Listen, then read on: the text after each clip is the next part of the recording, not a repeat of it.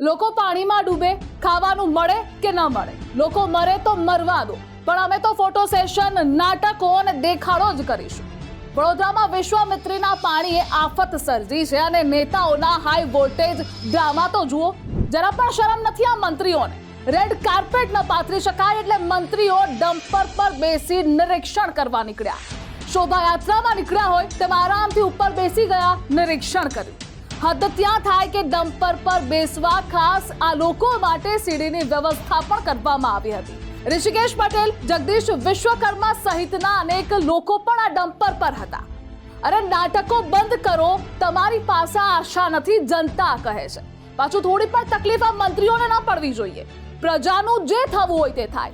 મંત્રીઓએ સિંહાસન પર બેસી શોભાયાત્રા કાઢી લીધી, માત્ર ને માત્ર ફોટોગ્રાફી અને વિડીયોગ્રાફી કરવા માટે. કારણ કે કરાવવાનું હતું તો ફોટો સેશન જ. અને પાછા મંત્રીઓએ ધ્યાન પણ એટલું રાખ્યું કે બરાબર ફોટો પડ્યા છે ને. નેતાઓએ પાણીમાં પગ મૂક્યા વિના જ નિરીક્ષણ કર્યું અને રવાના થઈ ગયા. સત્તાના સિંહાસનનો નશો એટલો છે કે નીચે થોડા ચાલે નેતા. અમે મંત્રીઓ છીએ.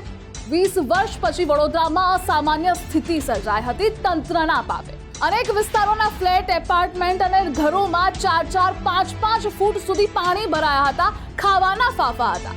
ફ્લેટ અને એપાર્ટમેન્ટમાં જ્યાં જુઓ ત્યાં પાણી જ દેખાય અને આ નેતાઓ ફોટા પડાવી ગયા.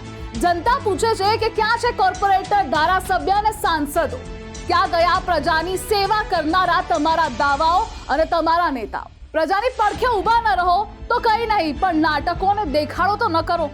વડોદરા મહાનગરપાલિકાનું નિંબર તંત્ર કરી શું રહ્યું છે? શું કરી રહ્યા છે વડોદરાના મ્યુનિસિપલ કમિશનર? કરોડોના એક્શન પ્લાન શું માત્ર કાગળ પર જ હોય? આ બધું પાણીમાં ગયું છે. પાછી મગરો પણ રસ્તા પર ફરે એટલે કદાચ આ સાહેબોને ડર પણ લાગતો હોય કે કેવી રીતે નીચે ચાલીએ. એ તો ઘરમાં બેસીને લોકોને આરામ કરવાનો છે. સેવાભાવી સંસ્થાઓ, પોલીસ લોકોને બચાવે છે, મદદ કરે છે, ફૂડ વિતરણ કરે છે. તંત્ર અને નેતાઓને તમારી નથી પડી.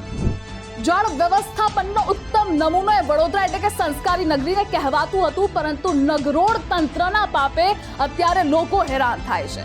એટલે જાતે જ તમારે પોતાનું ધ્યાન રાખતા શીખી જવાનું છે. આવી જ અપડેટ્સ માટે આપ જોતા રહો ગુજરાત.